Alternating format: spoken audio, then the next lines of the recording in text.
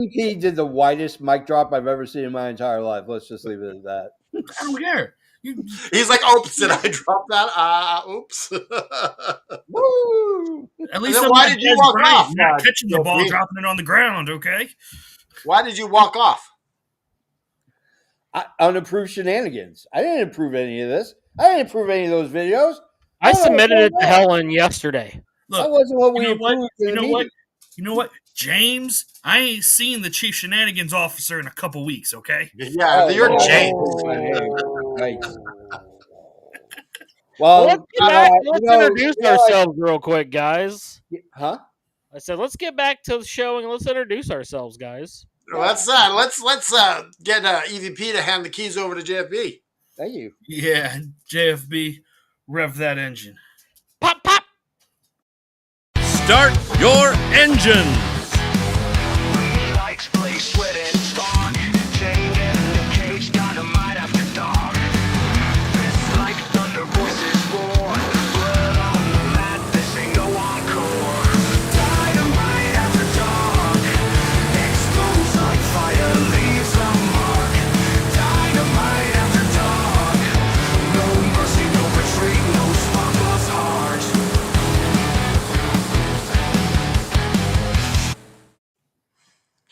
I was just laughing my ass off because I just realized it said caliente on the drive.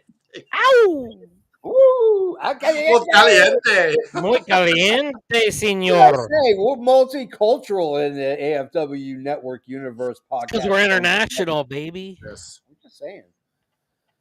I'm the JFB. I just want to let you know, for all of you those who bitch and complain and moan about AI and fear the future of AI and the rise of the robots and eventually the end of humanity, let me just tell you, 95% of that is AI.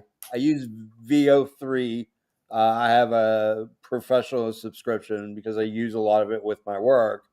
And 5% of it is editing. And editing, I mean adding the glow and the transition and stuff like that. But I'll say this. Like, I had to come up with the idea. Yeah. And then you had to, like, decide what you wanted it to look like. Yeah. So, like, it's really in the hands of the painter, right? Yes. It just allows things to...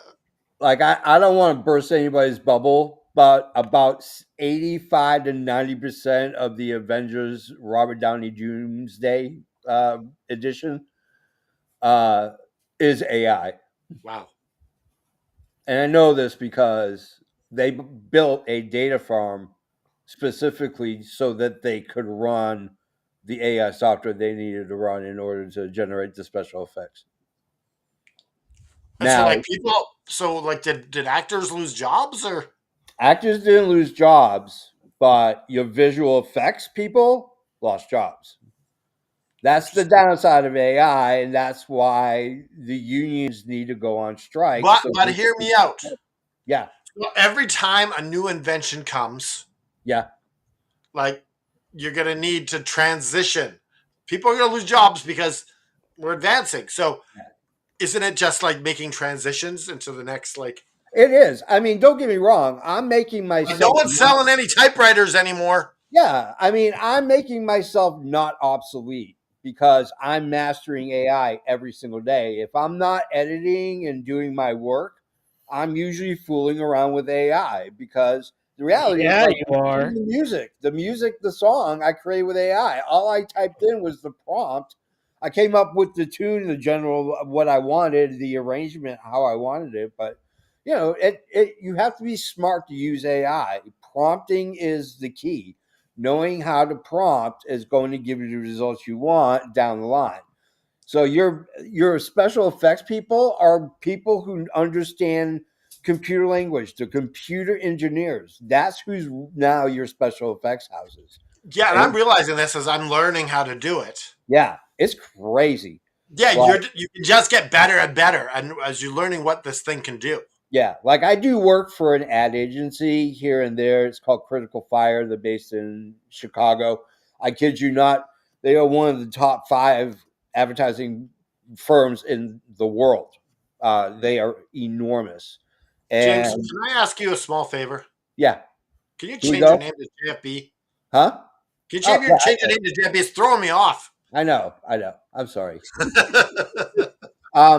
But everybody on the marketing team is computer engineers, and they know how to do AI.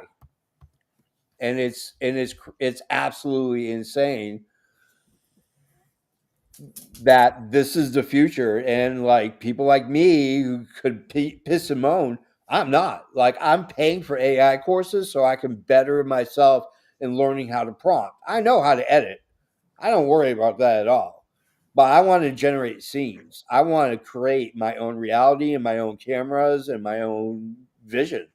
Like To me, it's just made things way easier for me yeah. to create things. Like when I became a filmmaker, it was about being the next Tarantino. It was about being the next Kevin Smith, being the indie darling. Now it's like I'd like to, have an investor pay for a data farm so I can AI mine and I can prompt videos and make a movie and not have to worry about locations or anything like that. You know AI what? is crazy. You know what, JFB? I'll go ahead. Lord Ryan Rich will be in your movie. Okay, you don't have to ask. I'll do it. I'll do it. Well, you've shown you can laugh a good laugh. Look, Yeah. you're not going to be in the movie.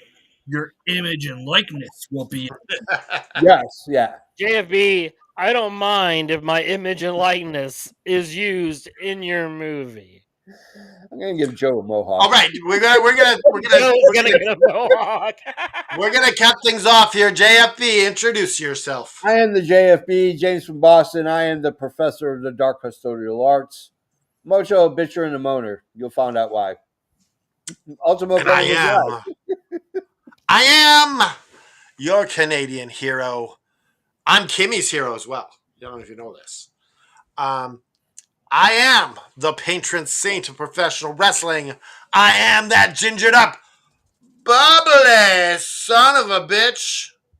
I'm can't effing dry, damn it. This guy right here. Yeah.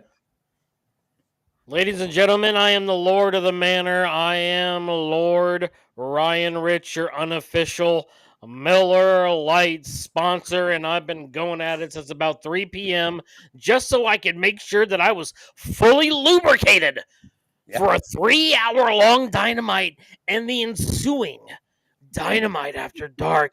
I'm going to throw it over to my bestest friend in the whole wide world, my teddy bear. His name is the EVP. Good evening, everybody. It's me. It's the EVP here on a very late Wednesday night with 3 of my best friends, ready to talk some wrestling. Excuse me. I saw Fruit Cat. 4 of your best friends. We can't start the show without our boy Fruit Cat making an appearance. Fruit The Cat! lasers going on. Yeah. All right, he's like, get me off the damn show. I'm ready to start talking some wrestling, guys. What do you say? Yeah, let's do it. We're at Kansas City. Boo to Kansas City. Your barbecue is great. I hate your football team. Yeah. Before we start on the wrestling, just quickly, the Blue Jays won today. Oh, thank God. So what are they up 2-1?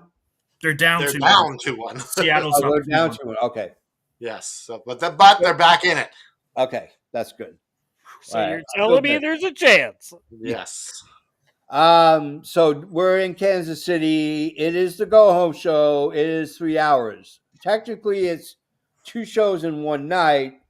It is Dynamite for 2 hours, and then it switched to Collision for an hour. So what you're getting is the A show. You're ending with the B show, my friends. But I digress. We open up. And then we get the other half of Collision before the pay-per-view. I'm going to pose something to the panel here. Let's get the bitching and the moaning and the praise out of the way, and then we can go match to match and just talk about the matches instead of talking about and meandering on about how this. I like this. I like this. I like this. I like. So we're just getting the bitching out of the way. Yeah, let's get the bitching and the moaning out of the way, and then we can praise the matches because the matches were good. Yeah, it was everything else. Okay, JP, get your bitching out of the way, and then JP. No. I want to end with my bitching. Wait, I'll you go. said we want to get it out of the way. Come Oh, on. then let me go. Yeah, go ahead, Lord Ryan Rich. Let me go. I only have one complaint on this show. Yes. It's that the end of the second hour should have been the end of the third hour and reverse. It's fine that you stack your shows on top of each other. I don't have a problem with that. Right. But the lasting impression you left on your audience is Kyle Fletcher and Mark Briscoe as opposed to your world champion, which is what ended the second hour. I agree. And on top of that, you Yeah. could have made, if you want to like go as far as to a Dynamite / Collision, just a breakdown, you make Collision look stronger by having your world champion be at the end of that. Yeah. So that's the only thing I have to say is the last segment of the second hour and the main event of the third hour of Collision, if they would have swapped, then it would have been damn near a perfect show. I agree and I disagree. And here's what I disagree about. You can't put the world champ on the B show because while you're boosting the ratings for the B show, you're also giving the false pretense that at some point in time, Adam Page, your world heavyweight champion, is going to show up on the show that supports the shenanigans of everything else. The shenanigans you don't see on Dynamite are Collision. Well, they just Hangman Page should defend on that show. No. Swerve did. That's an issue with me and Swerve. I get it. You're trying to boost ratings for the lesser show.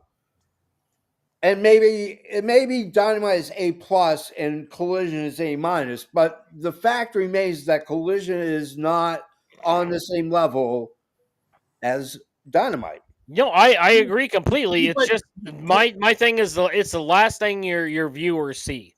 So now maybe that means you put Collision first and then you have Dynamite. Maybe you do that, but and I'm okay with that. That doesn't work for the rest of the world because I had to change channels to get to Collision. I had to change streams, but yeah. Here's where I run into the issue with your logic. Okay? The World Heavyweight Championship alone, with the shits that's been going on Dynamite, already sold the pay-per-view if you were there for the Heavyweight Championship. But you have this imbalance at this time with what could potentially and will eventually be the match of the night, Darby Allin versus Jon Moxley. There's been interactions here and there, but there's never been a time where they squared off. EVP Joe, do you have any bitching to do? Huh?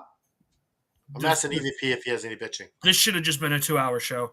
There was literally nothing in the third hour that was needed, personally. You could have put Darby.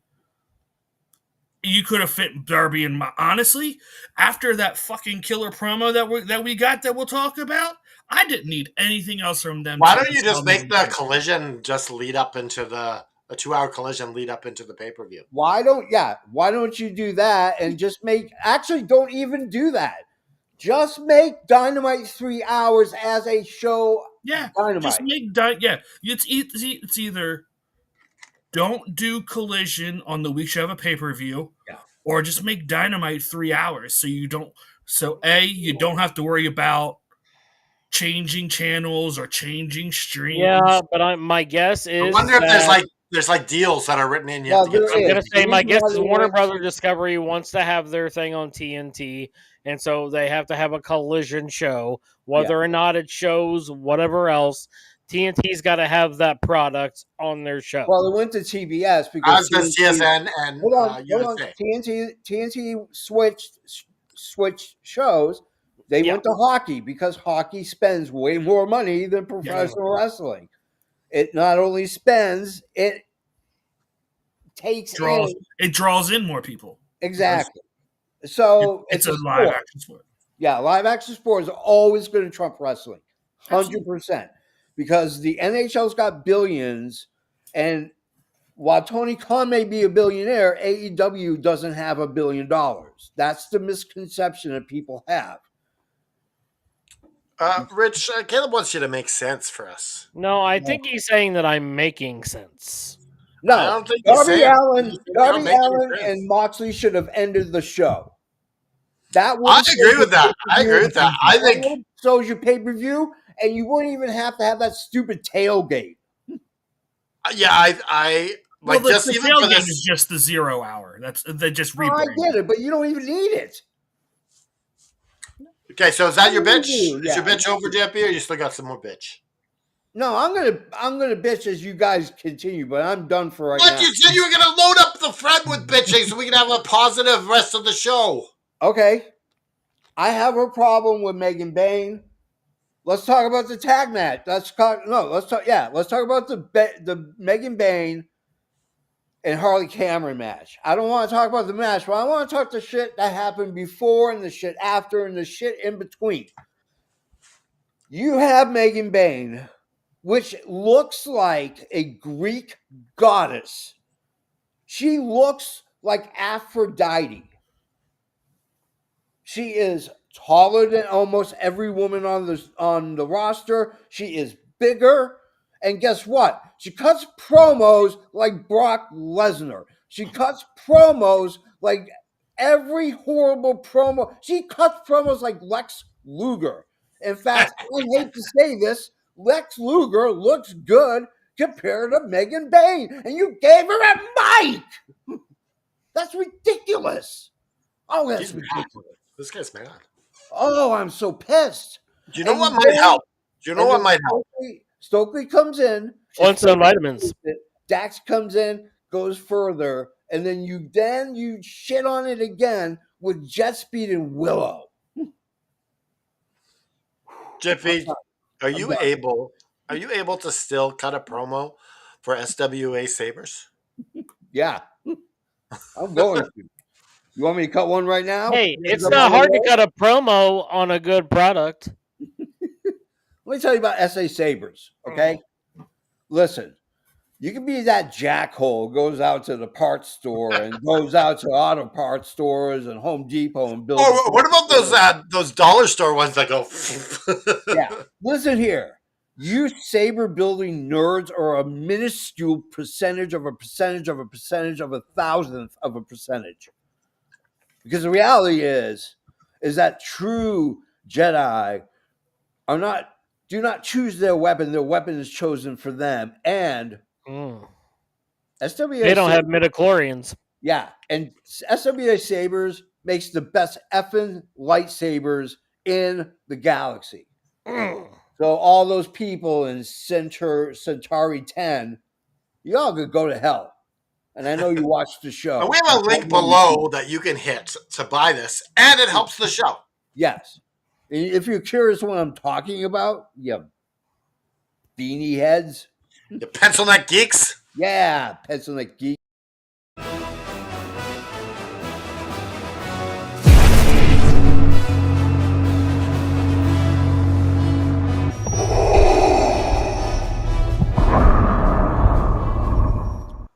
That's right, SWA Sabres. They got cosplay sabers. They look pretty, but they're pretty ineffective in a moment of heated battle.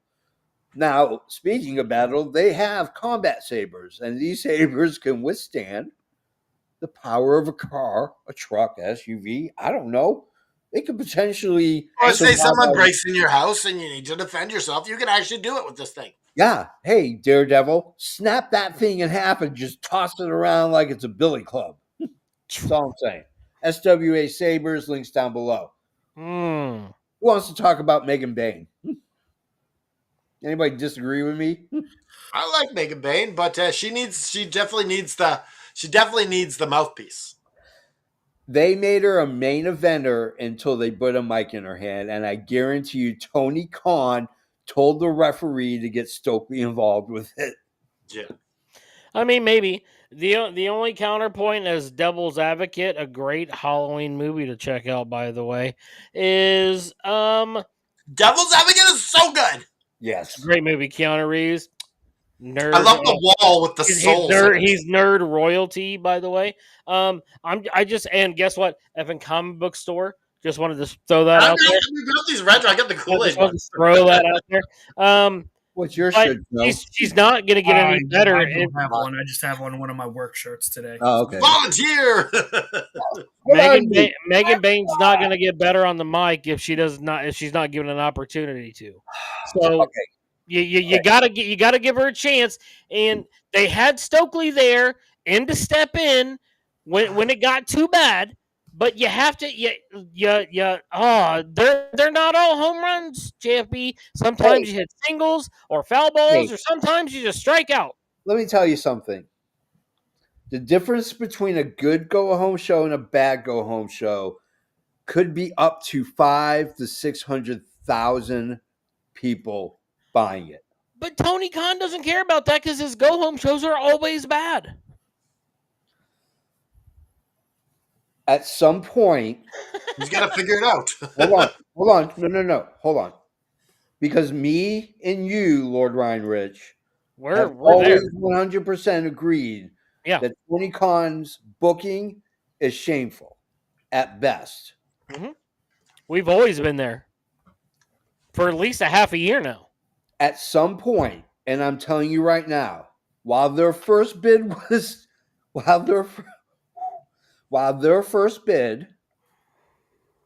was denied by Warner Brothers, because the reality is why Warner Brothers CEO blatantly said they are not in debt. They are in fact $35 billion in debt, not millions. Which is why Paramount might buy them. So now Paramount put in a bid, and the bid was rejected because I guarantee you, fiscally, they're about $22 billion in debt. 35 is a little inflated. And I guarantee you the bid was that. And they said no. It was $20 a share. $20 a share, and they said no. They said They said Paramount was undervaluing them. Yes, and for good reason. They're $35 billion in debt. You've got DC. You've got a whole bunch of stuff. So here's the thing.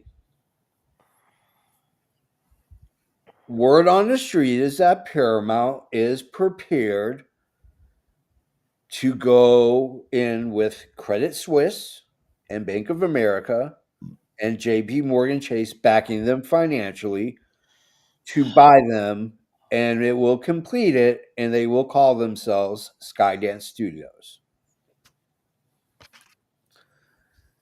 Listen, I know people like Ellison, and those guys, if they get a wild hair up their ass, it's the death of art.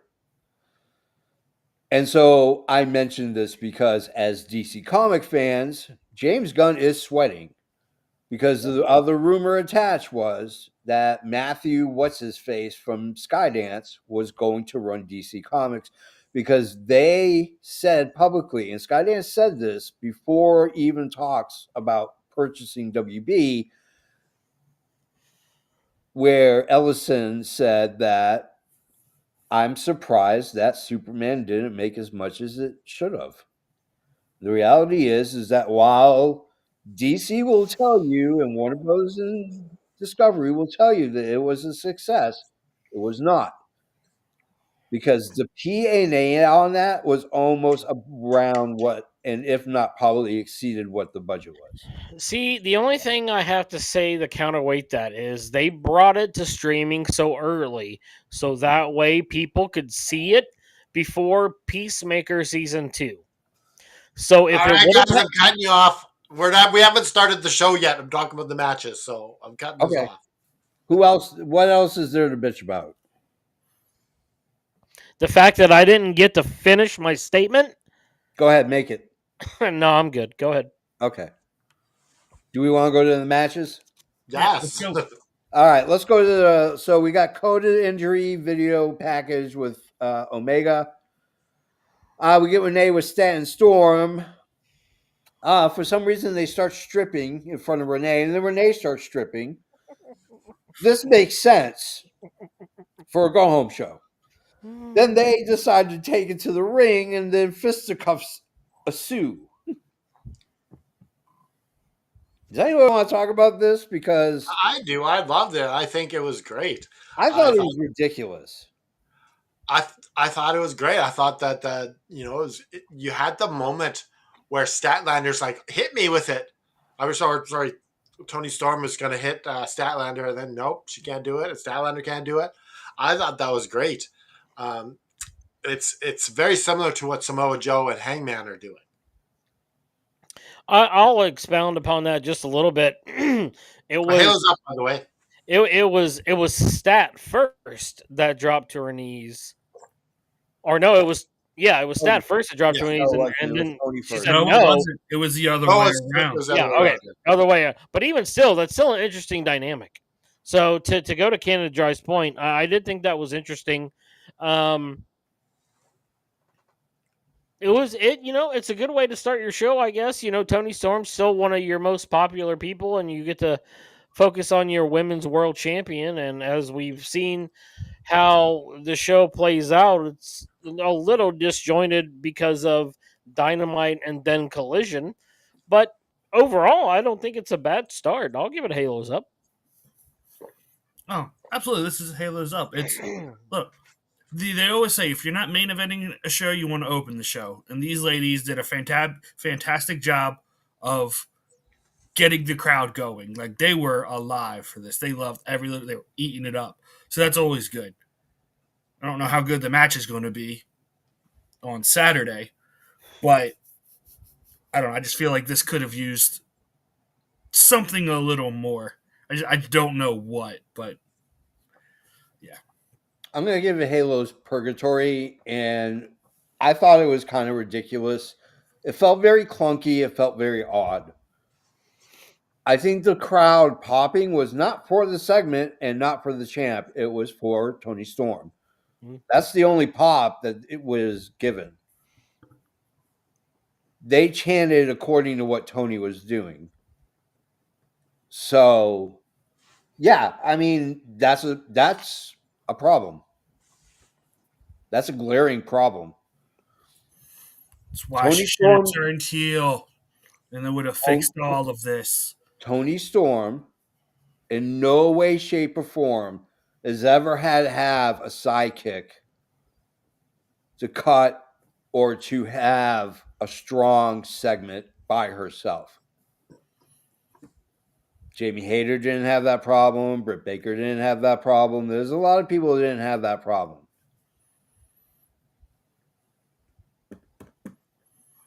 That's all I'm saying. Halo's Purgatory for me.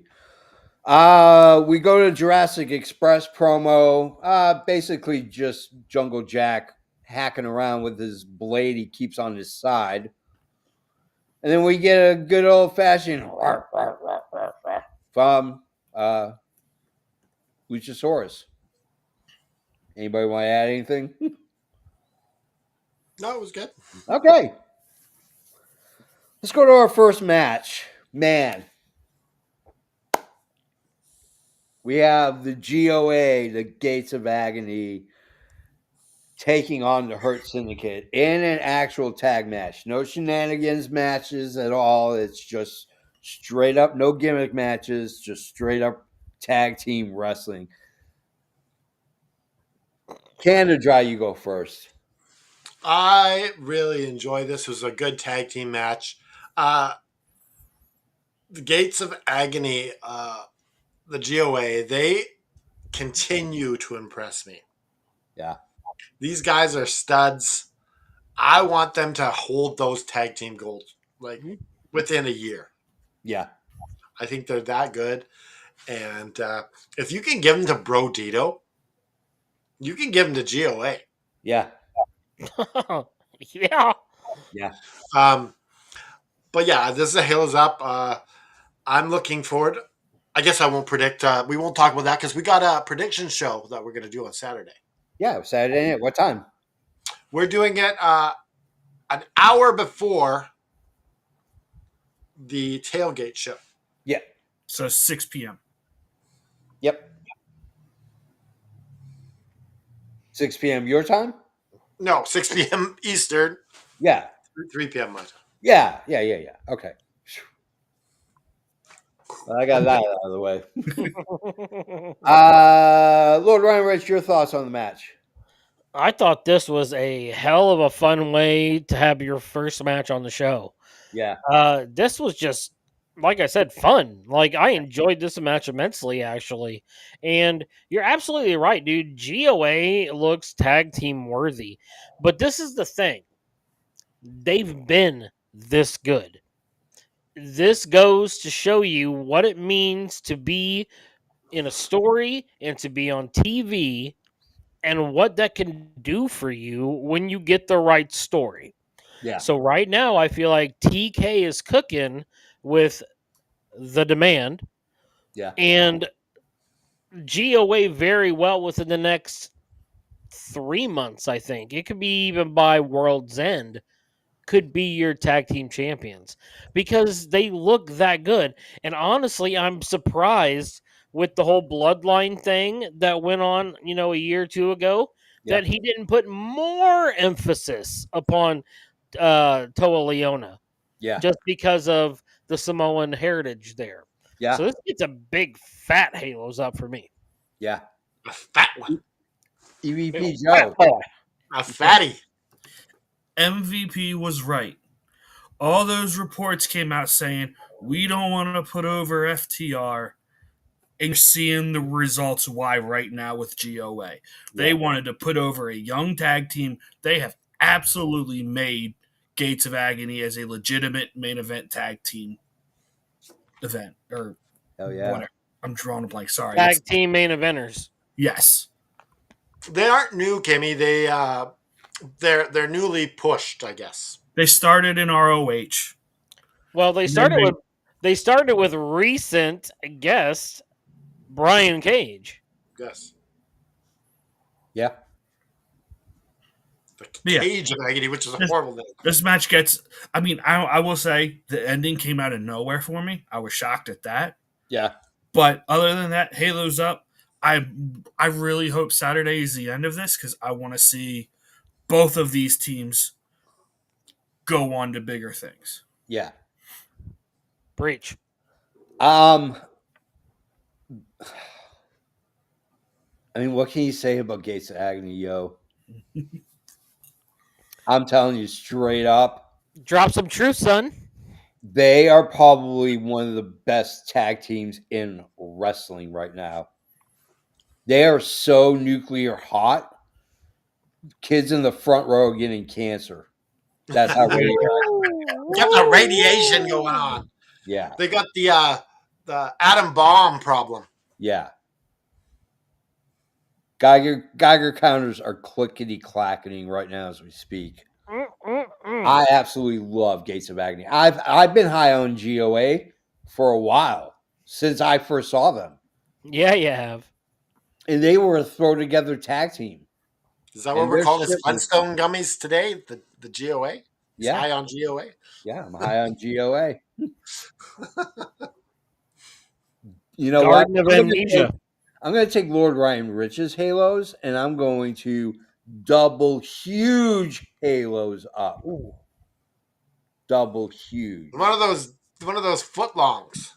Yeah, He's talking about a thick bitch right here. yeah. Let's go to Darby and Moxley's segment. Oh God. We need to take some time on this. I for one am a huge good evening. Hey! Mr. Ryan. Good evening, gentlemen. The smoothest voice in all of AFW history. And you'll see this guy on Sunday Yeah, on the newly named AFW Films presents The Realist. yeah. The Realist, because I'm a realist. You know, That's it right there. Ow! Nice.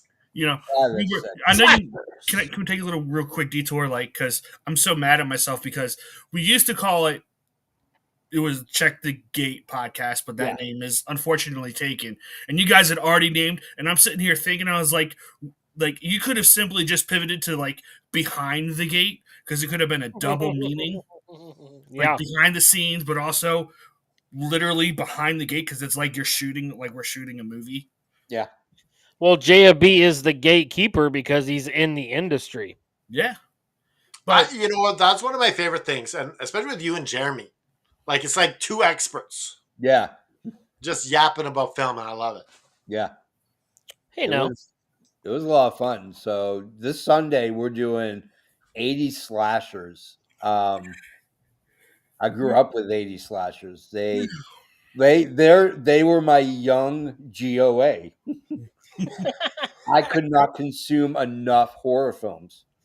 At last count, both physical media and digitally, I have about 8,000 horror films.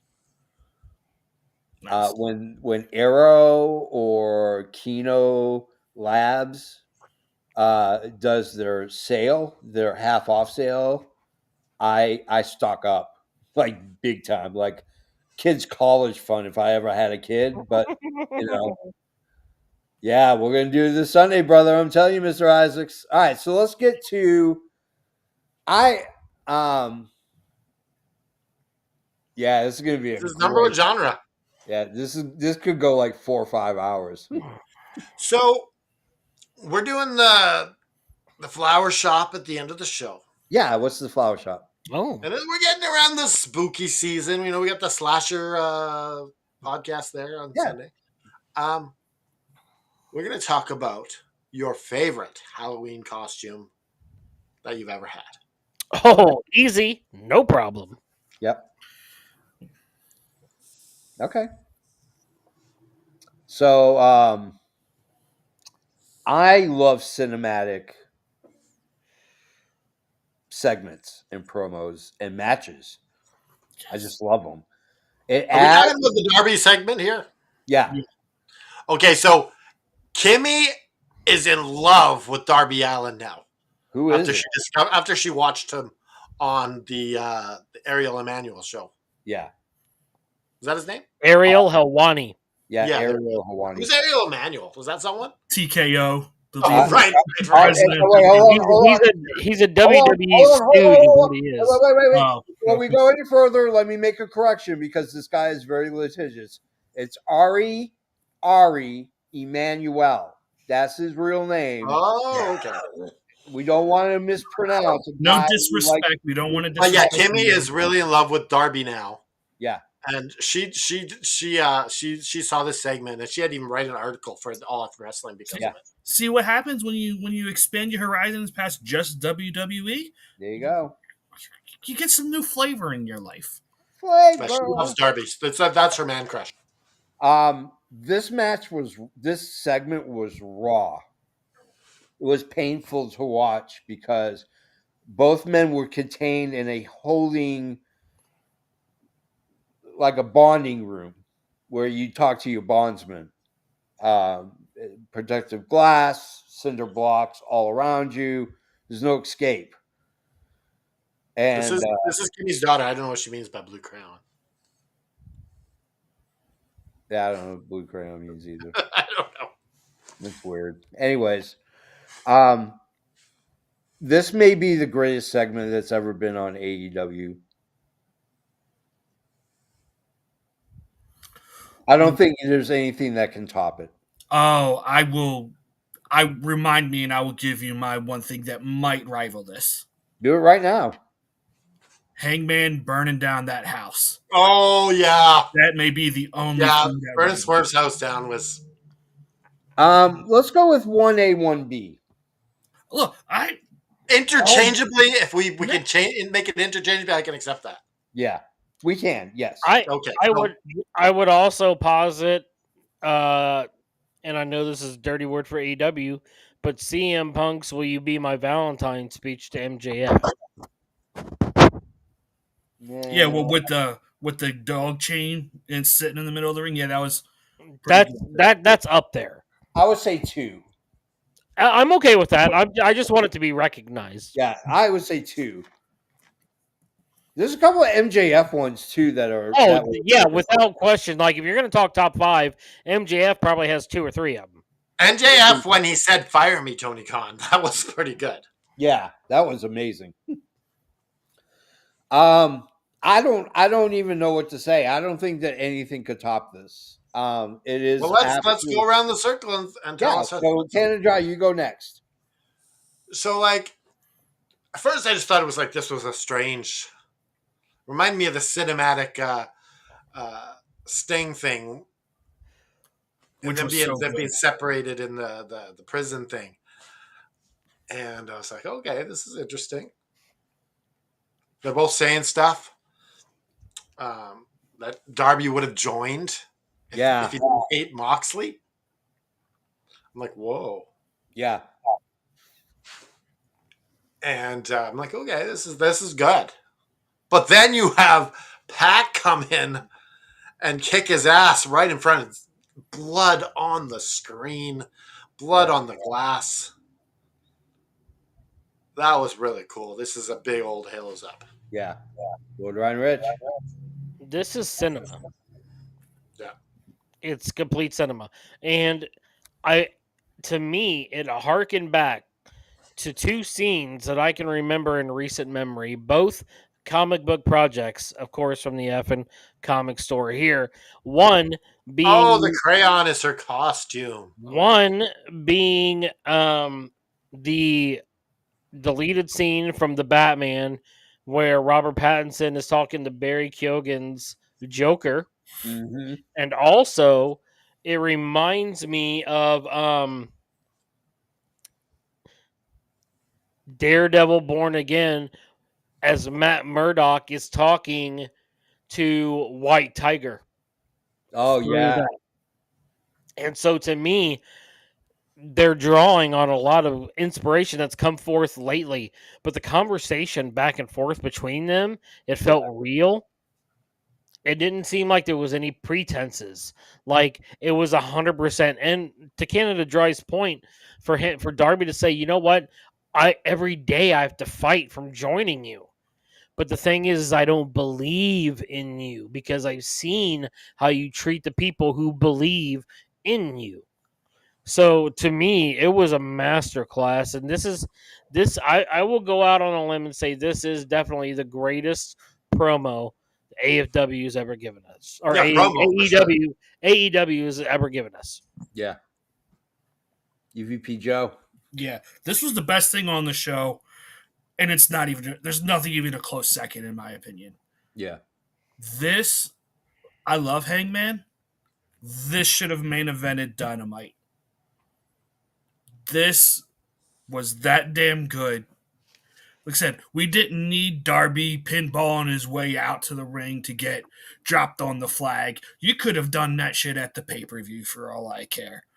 There's reason why, and I'll explain it. Okay, but When we get there. Yeah, I got the allegory. But just the way they filmed everything, like it gave like, and I don't like these movies, but to me it gave like true horror film vibes to me. Oh, it's like Saw. Yeah, like you knew something bad was going to happen. Yeah. And just the way they filmed, like it was perfect in my opinion. Like, Yeah. Timmy says it's the greatest promo ever. Period.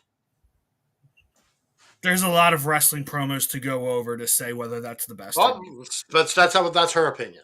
Yeah, It's all very subjective. right. Yeah. I will say though, a little funny moment though is like right after this, you see Mox walk out of the Bonds room, and then they cut the live TV, and you see the Death Riders walking into the stadium, and my wife is like, "Why the fuck aren't they reacting to what we just saw?" She's like, where's everyone saying something? Like, and I agree. Like, I think hearing Danielson talk about this would have put this completely over the top. Yeah, I agree. I think Vince McMahon was really good at reacting to stuff like this. Yes. And you'd have the announcers go, what did we just see? Oh my goodness. Yeah. Like, it didn't need to be like, or it should have been like Solomon be like, oh my God, what just happened? What did we just see? Yeah. We need to have someone check on Darby, Yep. Let's go to Pac, Marina, and Mox are coming in. We talked about that. Second match of the night, Claudio versus Roderick Strong. Cannon Dry, you go first. Roderick Strong has really fallen down the pecking order Oh yeah, in AEW. it's a shame. Like I don't remember the last time he won a match. It's been a while. It's been Yeah. at least more than 6 months. It's been Like, more I thought than- at least they'd have him possibly beat Claudio. But nope. Nope. But it was a good match. I enjoyed it. Yeah. But you got to make me care about you again, Roddy Strong, and you got to get some wins. Yeah. What do you think, Lord Ryan Rich? Yeah, I've never been a Roddy Strong fan. I've never been a Claudio fan, so this match is pretty much a wash for me. Go ahead, Joe. Does the Halo's down on it? It's a Halo. Purgatory. Not even a purgatory. It's a I don't even care. Yeah. Even though, like you said, like he's fell down the pecking order, Roddy still puts on a hell of a match. He does. Like this sort of felt like some old school ROH stuff. Both these guys did ROH back in the day. It was fun. And I think the thing that I love the most about Claudio is he has so many different ways to finish a match. You don't know what he's going to do. Yeah. That's the one thing that I like is the unpredictability of him ending matches. Yeah. Absolutely. 100%. All right. We have a Don Callis family party. Well, not really truly full family. There's quite a few people missing, including Takeshita, who is sending a message because he won the IWGP Championship, ladies and gentlemen. As we all said was going to happen. And now, step one in the JFB's dramedy called How Okada Got His Groove Back. Okay, hold on. So you got claim step one when we all said he's going to win. I said it first. We all said Takeshita's going to win. Firsties. Part one is down. I have the shaved head. I can go ahead and cut myself and get a scar. Don't do it. I'm the Don Callis of this podcast right now. And the fact remains that the JFB is 10 times smarter than any of you goons. Ken and Charlie, you go next.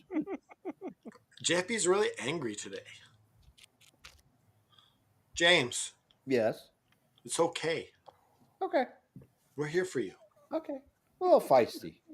Yeah, it's okay. But, It's not your fault. I just want to let you know that, I wasn't wrong about a lot of things like this guy. I was gonna do the good Will Hunting thing. It's not your fault, JFP. You like apples? I got a phone number. How you like them apples? Applesauce, bitch. Now, which match are we talking about? We're not. It's the Don Callis backstage. family party. Yes. I was hoping they would mention Brian Cage, but they didn't. Yeah. But I liked how you had Okada hitting the remote, turning it on, Yeah. and then I was like, "What happened?" Oh, I pushed the wrong button. I'm so sorry. He didn't say it in like that whiny way. He said it like, "Oops," like classy. But it was exactly the same thing. Yep. And he's not pleased with Takeshita winning the world title. Yeah. Yep.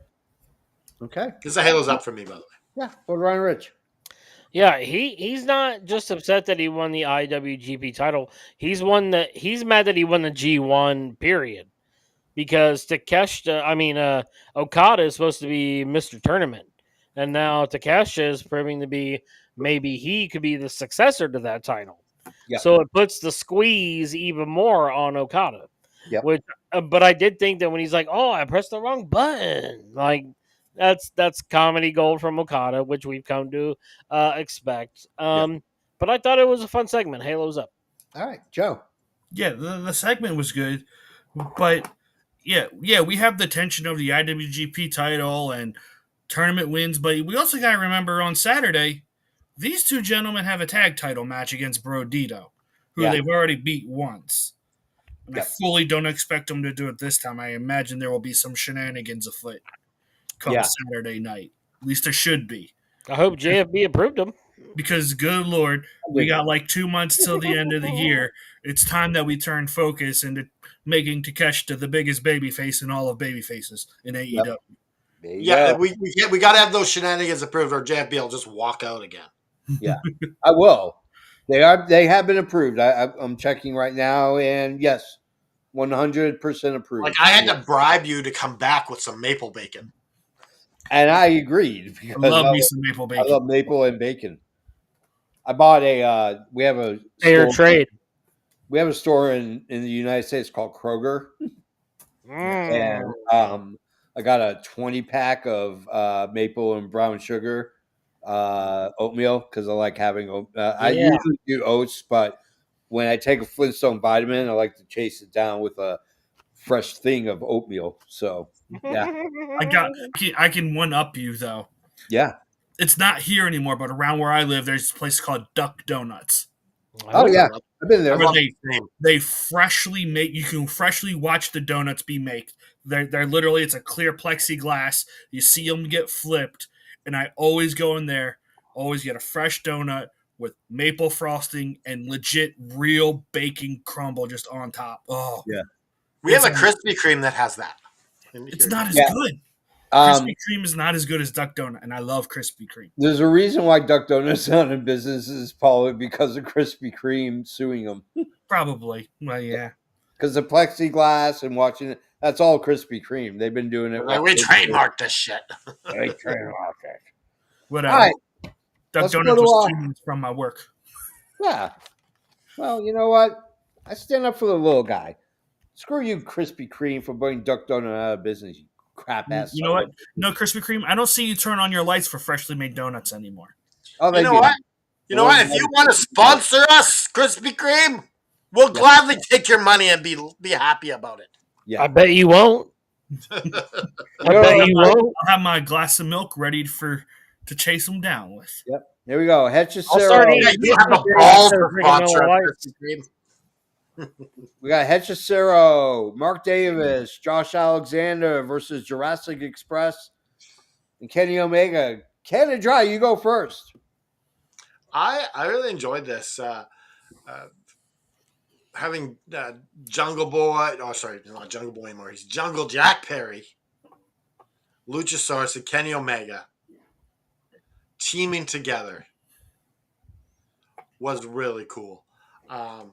And seeing them cohesive union, and then you have the Young Bucks attack at the end, and you see the Kenny Omega with the angst of should he help Jack Perry, and he's like, "Damn it," he helps him.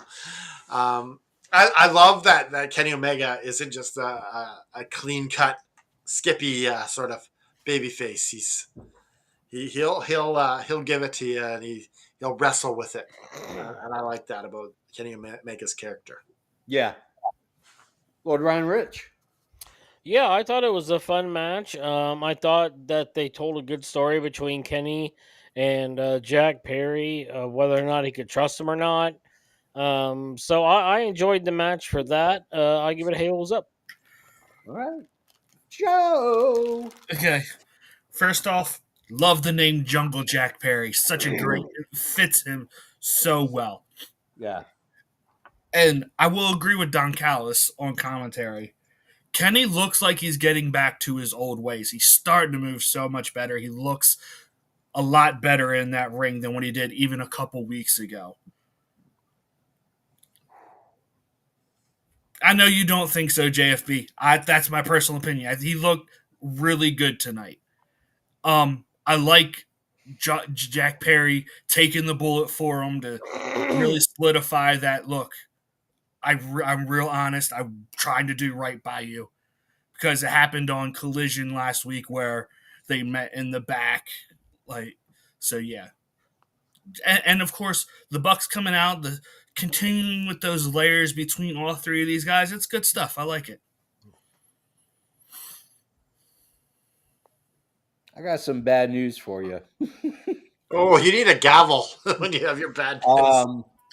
I think that right now this is the worst that Kenny Omega has ever looked. Oh, I disagree. I I've seen disagree. his early stuff. Well, of course he's not his early stuff, but there was stuff before he He's went out for a he's year and a half where he he's looked he's bad. out of shape. He's out of step. He's out of breath. I mean, that guy was gasping for air. This is not. I mean, I don't want this. This isn't a prime athlete who just lets himself go. That's not the case at all. This is a prime athlete who had an injury and is not the same. And I get it. I love Kenny Omega. It hurts me to say it. It really does. It brought tears to my eyes. I literally had tears in my eyes watching him wrestle tonight. Because I said it when he came back the first time after the diverticulitis, when I said, I think we're watching and witnessing the end of Kenny Omega, and I truly believe it.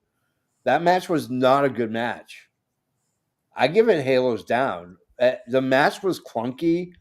There were spots here and there where things worked, but that's when it wasn't Kenny Omega. That's when it was Jungle Jack Perry and Luchasaurus, and even they look clunky because they haven't tagged together in such a long time, and they're not doing a road show before a big match so they can get their rhythm back. Like this match between those three just looked clunky, like Kenny Omega not moving fast enough for the tag, and then he gets on the ring and then he like extends his hand like tag me now. Like it doesn't make sense. Like That's all part of the story of him coming to trust Jack Perry. That's all that was. it was done and it wasn't done right. Like it wasn't done. It just missed something. This is Jeff B's like Yeah. I think it's your like fifth Halos Down that you've done on the show. On this show? Yeah. No, everything's been halos up except for this. Oh, I thought you. No, not this show. I had In a the Halo. history of the show. Yeah, I had a Halos Purgatory for Renee with Statlander and Storm. No, I mean in the history of doing the show over the. Oh, in the history of the show, yeah. I occasionally will throw a Halos down when it deserves it. To be honest with you, this was a theater of comedy. It wasn't a theater of wrestling. It wasn't professionals at perfection. It's a flawed man that I think Kenny Omega needs to make the right decision. That's to step away from wrestling for a while. You know, I've been watching WrestleMania 3, 4, and 5. Yeah. And a lot of it isn't good. No, you're right. You're totally right. It's overproduced crap. It was like there's a lot of botches in there. Yeah. And I'm like, why did I love this so much? I'm like, and why do I like it so much now? It's because it's nostalgia. That's all it is. Yeah. The power of nostalgia. Yeah. All right, let's go to the fourth match. Sky Blue versus Jamie Hayter. Ken, Dry, you go first. Sky Blue and Jamie Hayter. I like this match. It was Was this the set? Do we have two women's matches on this show? Mm-hmm. On a Dynamite. That's pretty good. Yeah, I think Jamie Hayter and Sky Blue look good. Gonna give it a halos up. All right, Lord Ryan Rich. Yeah, I thought this was a fantastic match. I have always enjoyed Sky Blue, and I'm going to go out on a limb and say that she is my most underrated female wrestler in the company. I think that she has grown leaps and bounds. Her character work is good. Like her look is appealing. Like everything about it is cool. Like I'm into that. Like she is amazing. So big halos up for me. Okay. Let's go to Joe. Yeah, the match was fine. I've said before, I don't care about Jamie Hayter. Yeah. She's so just, to me, she's a charisma vacuum. All she Yeah. does is march around stupidly and kiss her biceps. It's so annoying. I can't stand it. Like, Yeah. I do want to talk about what happened after the match, though. Go for it. I was pleasantly surprised. I didn't know Tekla could speak that well of English. Mm-hmm. Like, I understood everything. Like, I was floored because everything I've heard is like, oh, she's not a great talker, this, that. Yeah. But hey, it's good. I mean, the promo wasn't the best promo, but I could understand her, so that's always a plus for me. So Yeah. Well, you kind of reminded me of a female Ludwig Borga or whatever his name was. Yeah. Like he's still establishing that I'm going to crush you sort of thing. Yeah. Yeah. All right. Let's go to I give it a halos up. I thought it was a really fun match. I'm not a big fan of Hater anymore either, for the same reasons. But yeah, I mean, it was a really fun match, so I give it halos up. Renee's in the back with Ultra Monet. I coined that, by the way. She is now 10 belts. She is wrestling in CML Friday against Persephone. I don't know why. And you can watch this match actually for $10. Oh, for the show. Oh, I think on what's the Triller app? The Triller, yes. Yeah. Okay. All right. And then she'll be at WrestleDream. Who's she wrestling at WrestleDream? they haven't announced it yet. Oh, okay. Great. If she even wrestles at all. She's going to be on the pre-show. Oh, okay. That they announced her for that. So maybe something translates to the main roster. I don't know. Yeah. Okay. But I do know she has 10 belts and she has another title match coming up for her for an 11th title here very soon. Ooh. Oh. Okay. We go to our fifth match. LFI versus the Ops for the Trios Championship. I just want to say one thing. Samoa Joe, he's a Christmas ham of a man. Yeah. That was such a great line. I will say this. I believe that Tony Khan is not feeding him any information whatsoever. I think what you're getting is authentic Adam Page. Not Hangman. Authentic Adam Page as a person. He has said that line on his farm at some point. Yes, he's waiting to drop it on wrestling. Yeah. Canada, you go first. Yeah, I enjoyed this. I thought it was good. You had the tensions at the end with Hangman helping out against LFI. Mm-hmm. Samoa Joe picks up the belt, pushes it on him. Yeah. And it's very similar to what we're getting with Tony Storm and Statlander. Yeah. Some parallels going on there. Yeah. I like it. I like that it's that Hangman is going to win this. Mm-hmm. We've heard that Samoa Joe, he's even come out to the media before this match that he's looking at retirement soon. Yeah. He said, when this contract ends. Yeah. Well, I'm shocked that he would say this before the big event. Like, that doesn't help, sustain believability. Well, I mean, it's not like he's Bryan Danielson and his contract is up this Saturday. Which they did as well. So there's still some time left. I don't know how much time exactly, but there's a Halo's up. Lord Ryan Rich. Yeah, I thought the match was fine. As I was watching it, I was like, this seems like a Joe Graham special. It seems very controlled chaos. So I enjoyed it very much for what it was. You got the ham of a guy by Hangman, which was, one of the lines of the night. And he did a good job on commentary. So I like the stare down. I'll give it a halos up. Lord Ryan Rich, do you remember Hangman's tweets used to be on fire? He used to have the funniest tweets. I've never been one much for Twitter, so no. He's Okay. not on Twitter anymore. He's on Blue Sky. Yeah, but when he had some funny shit on there. Mhm. The only person that I really followed on Twitter was Nyla Rose, and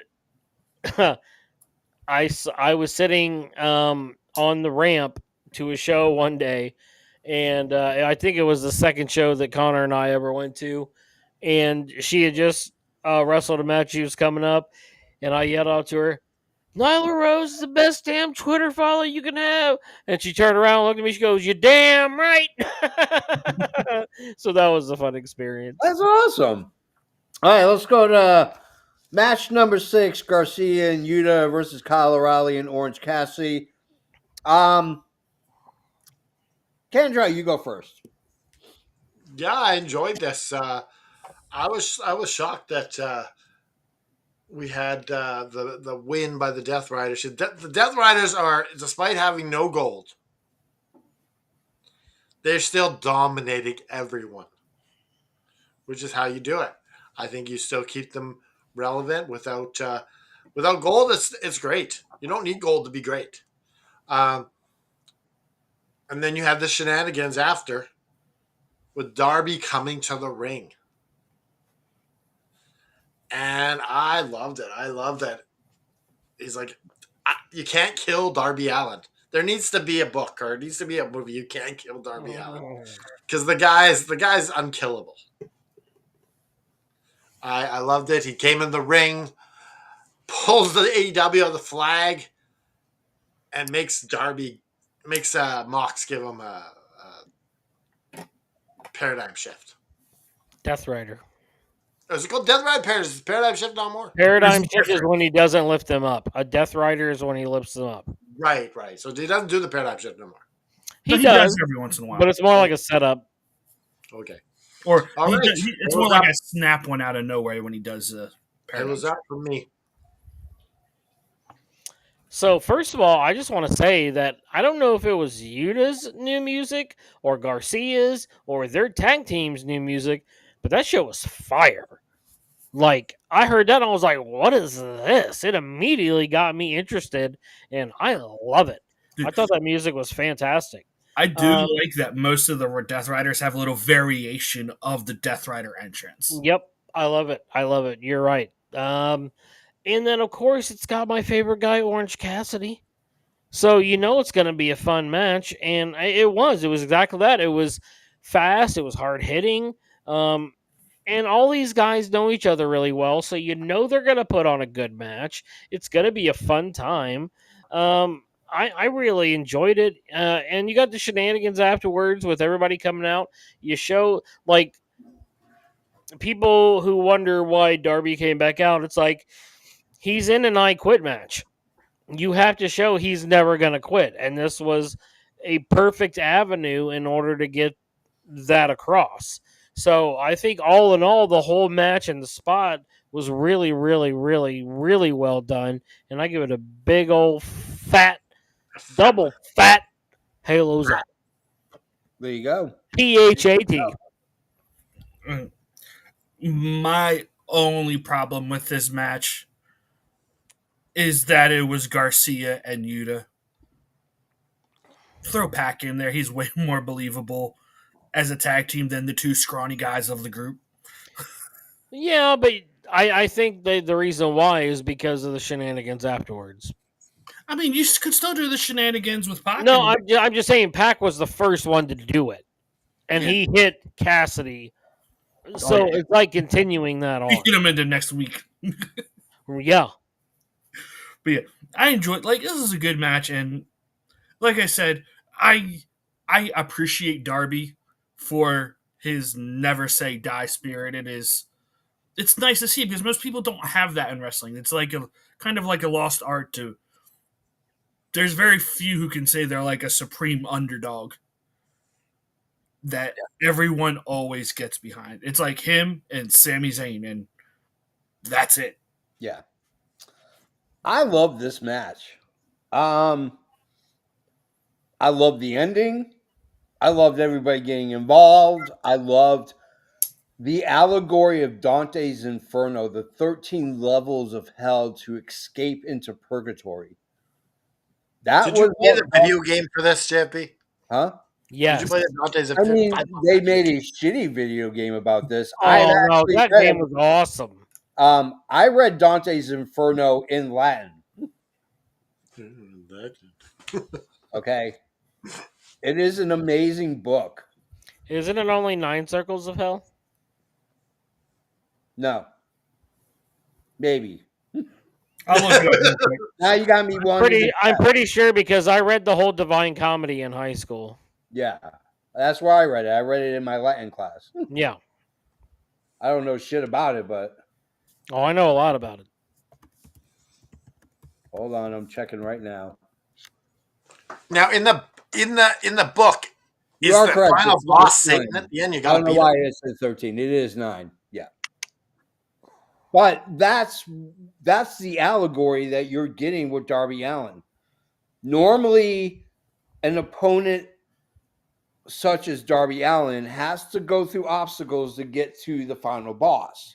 You have to go through these mini bosses. And that's what he did in one felt swoop because Darby Allin hasn't been present for that long. So there's a lot of question about the validity of the importance of this match. This is going to be the match of the night. Mhm. It's going to be the main event. It's going to be the main event. That's how important this match is, and that's why it should have ended the show. Let's go before I start getting on a wild hair up my ass about that again. So, also added, we're going to do this from time to time when it applies. Who is the personality of the night? Okay. Okay. Okay. Let's go to our 7th match. It is Megan Bain. It is Harley Cameron. Remember, we are only talking about the match. Not any of the shit before and the double shit that happened after. You got a shit, burger, shit, bun. Shit bun, burger, shit bun. That's what you got. Kendra, you go first. I actually really love the actual match. Yeah. I didn't mind the other stuff either, but I really loved the match. Yeah. You establish that Megan Bain is a badass. Yep. Only one other person has pinned her. And that was to your champ. And that was Tony Storm. And Yeah. I was on a roll up. Yeah. Yeah. And you had Harley Cameron, the little engine that could. Yep. And eventually Harley Cameron is going to get a really big win like this, but it's not yet. They're building it up. Yeah. I love this. A hill is up for me. All right. Lord Ryan Rich. So Harley Cameron's ascent is much like Orange Cassidy's in the beginning. He was kind of a comedy joke act, and he would win against who he needed to win against, and then kind of lose the big match. And then you had him against Pac at Revolution 2020, and that's when everything changed. So very soon, to Canada Dry's point, there's going to be a point in time where Harley Cameron has her Revolution 2020 moment. Yeah. I firmly believe that. Yeah. But tonight, the right thing happened. Megan Bain came out looking like the megasis that she is. And that running Liger bomb to end the match looked absolutely brutal. Yeah. I give it a halos up All right. for the match. Joe. Yeah, this was a good match. Like, you could tell that Harley has earned this. She hasn't been given anything. Yeah. And on top of that, she kicked out of one of Megan's finishers, which it doesn't happen with Megan Bain very often. Very true. Her fall of the god, her F5, fall of the goddess, I forget what it's called. Yeah. But she kicked out of it. I thought that was it. I was like, oh damn. Speaking of big wins, should she be the one to take the TBS title off Monet? Harley Cameron? Yeah. No. What do you think there, Laura Reinrich? I want to hear what both your opinions are. It would be interesting. Yeah. There's not a much bigger statement way you could give her than I would love it, especially if they tag together first. speaking of which, man, they better start announcing some stuff on this women's tag tournament. I'm getting impatient. Can I say why what you said was wrong? Sure. All right. Harley Cameron right now is completely inexperienced. She is a comedic talent right now. In her current condition, that's what she is. She's for comedy relief and comedy relief only. I mean, you'll give her flashes of brilliance like tonight. But the problem you're running is right now, Monet is your best champion. Monet is your best women's champion right now.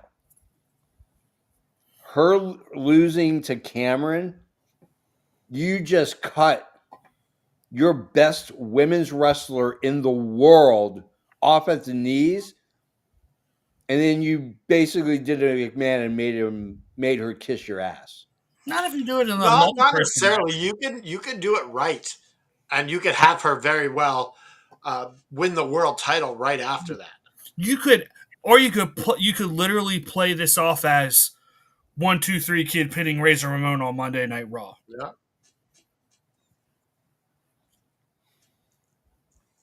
Okay. I mean, I'm only saying that because Mercedes should be the next person to win this world title.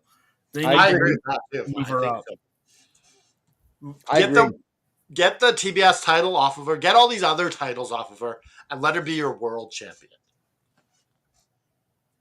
She doesn't need to be 10 belts Monet anymore. Just No. be the world champion. Exactly. All right.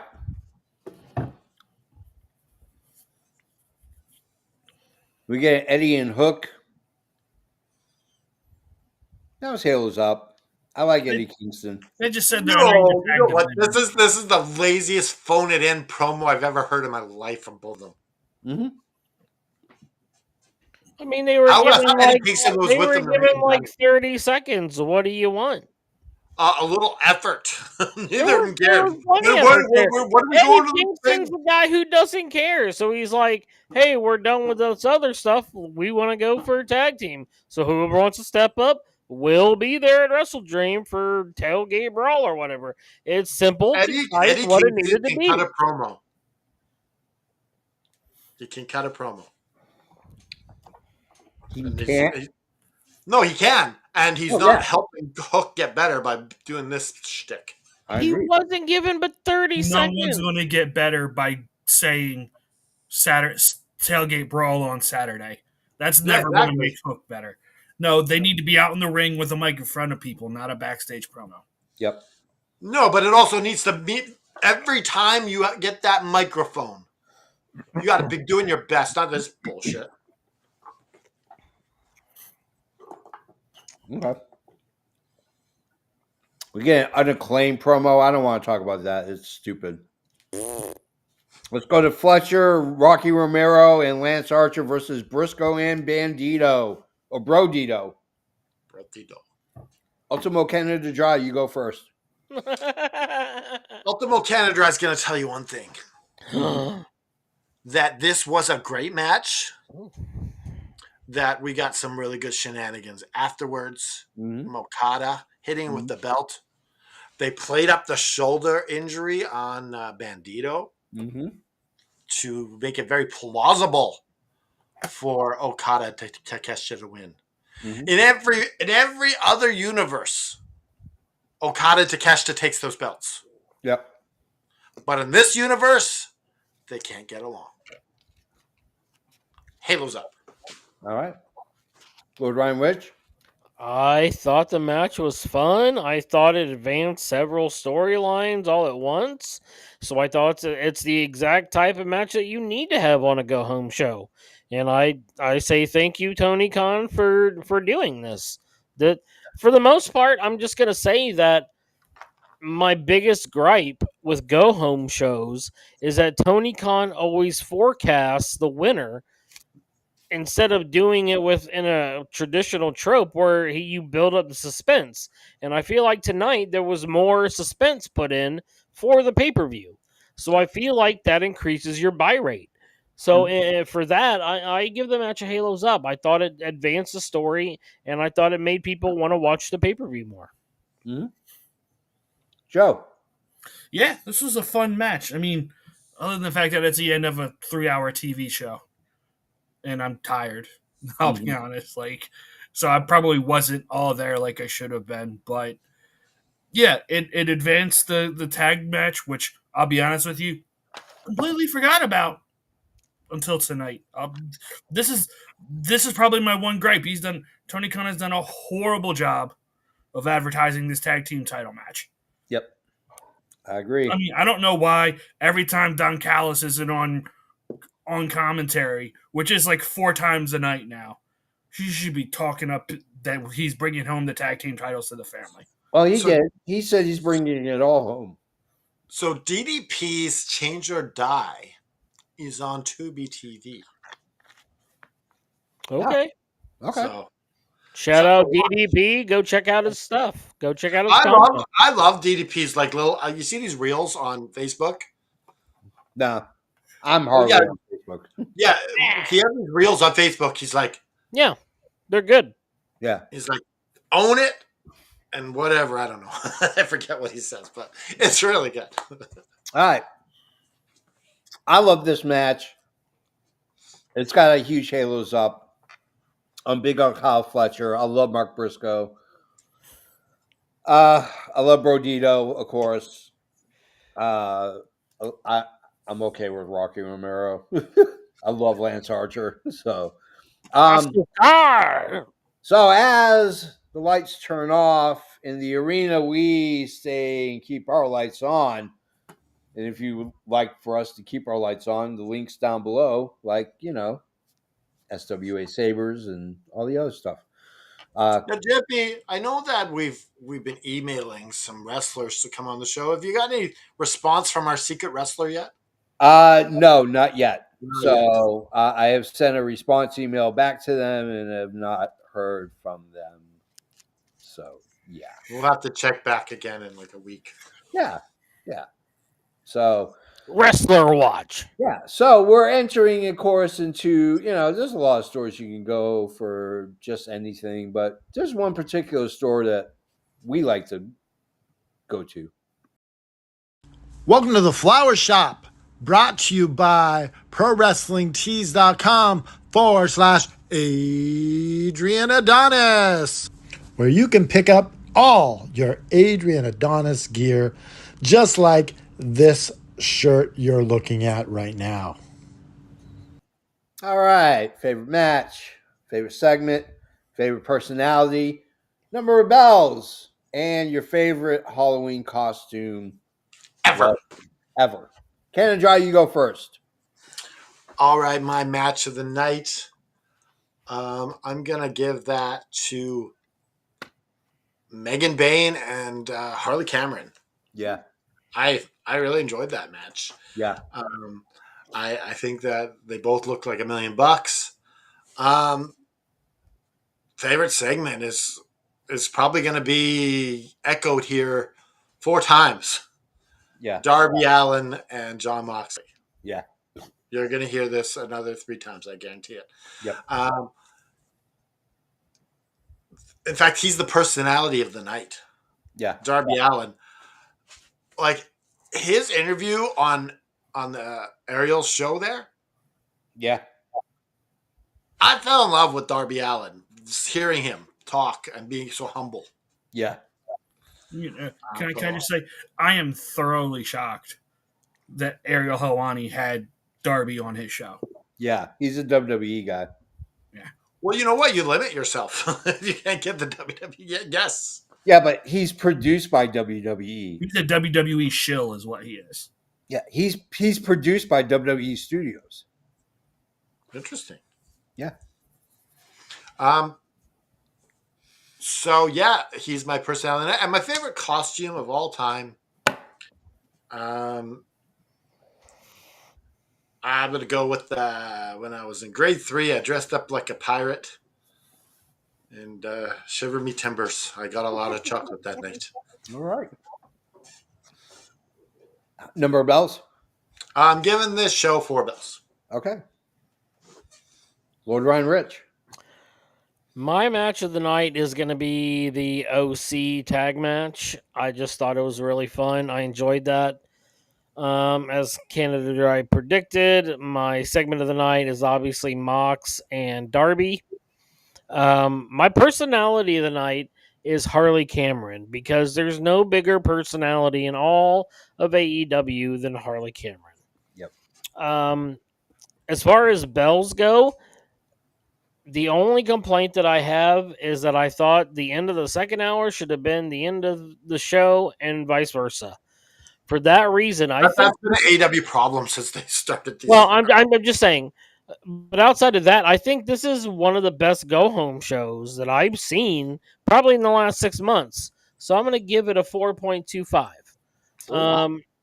Yeah, I told you guys I was going to shock you, and I meant it.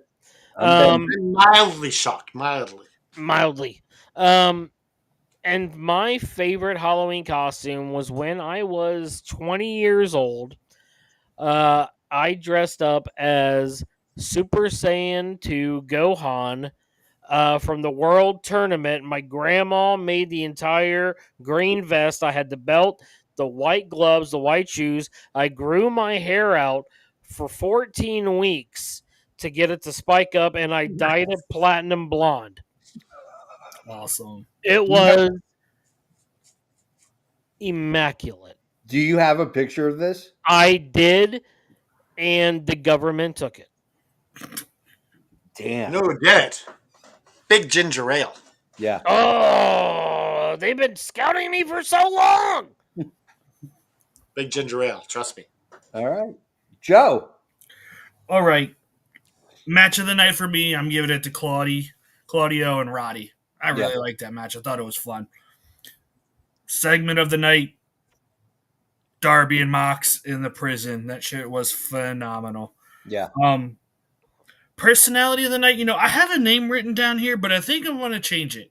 Because I originally had Mercedes Monet down for her backstage thing. Like, it was just great. But I'm changing it to Renee Paquette. Oh. Okay. All the different stuff she did tonight. Like, she started the show doing that interview, taking off her jacket, getting pissed off, and then with Mercedes, like, she's all bubbly and happy. Like, she needs her flowers. She does a phenomenal job at what she does. Yeah. My costume. So 1 year, and I'm an ass, so y'all can judge me, and it's okay. But at the time, it was my girlfriend, fiance, can't remember. We decided to hand out candy for trick-or-treating. And we're sitting at the end of our driveway, and I am dressed as the Grim Reaper. Full black cape, white skull mask, white chains wrapped all around my body. What the kids don't know is my wife has the bucket of candy in her lap, and I'm under her arm with my hand in the bucket.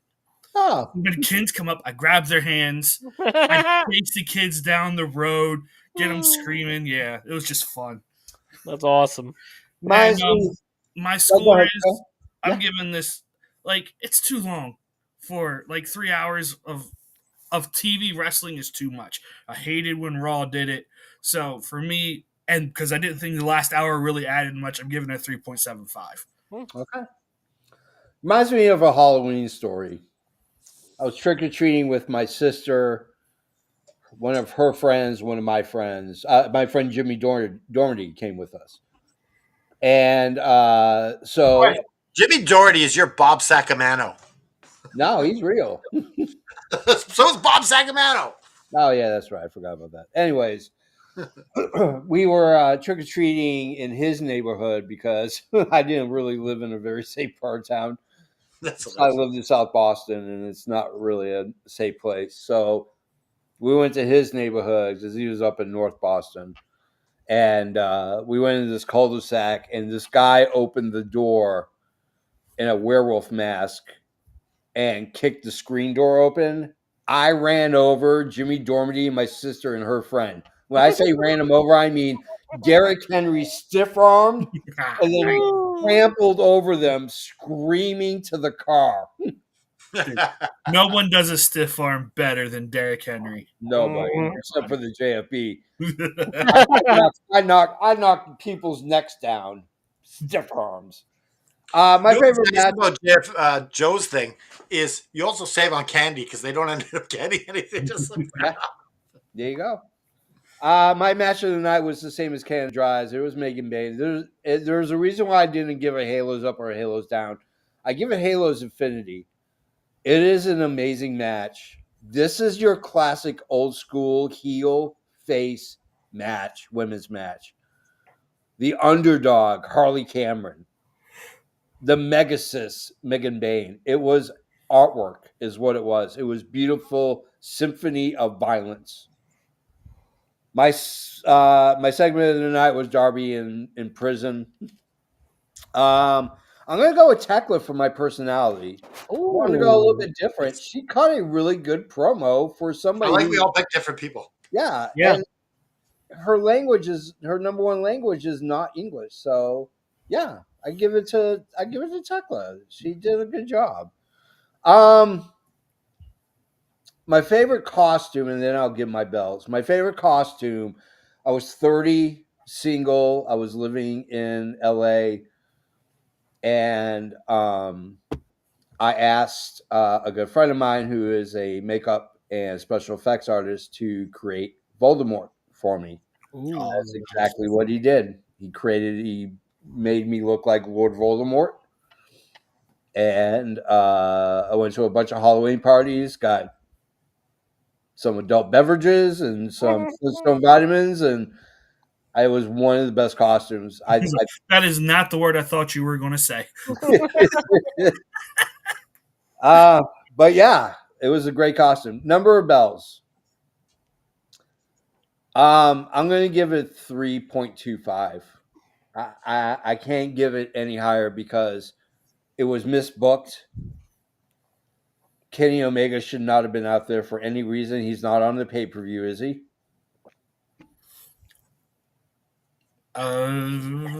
As we know of, no. I don't think he's on. I think he was going to be, but I Yeah. think Coda breaking his leg threw that into chaos. Yeah. So the stark reality is that it was a clunky, odd show.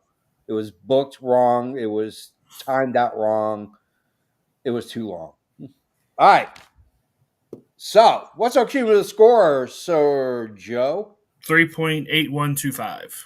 Not bad. It's been a better go-home show than lately, that's for sure. Guys, that's the end of the show. Now it's time to turn off our lights. But before we do, all the links are down below. SWA Sabres, DraftKings, all the social media. Click the like, subscribe, all that other fun stuff. If you want to support the show, the best way to do is to buy a shirt. That's right, the All Effing Wrestling shirt, the Effing Kool-Aid shirt, the Effing Comic Book Store shirt. And the volunteer shirt. Yeah, you get those where? At ProWrestlingTees.com/FN Wrestling. On behalf of Canada Dry, on behalf of Lord Ryan Rich and EVP Joe, I am the JFB. Sometimes you're down, and that's okay. It's not okay to stay down. You got to reach out to your friends, your family, your community, your church. Reach out to us. We'll stick a rocket on your back. We'll pick you up, dust you off, put one foot in front of the other, raise your fist in the air and stick the devil in a sharpshooter and just keep fighting.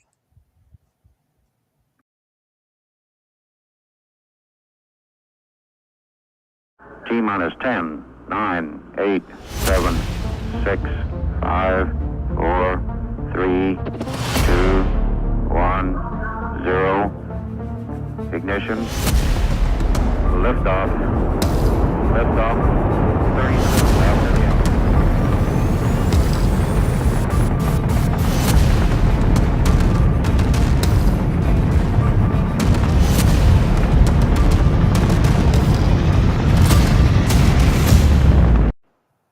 We built this.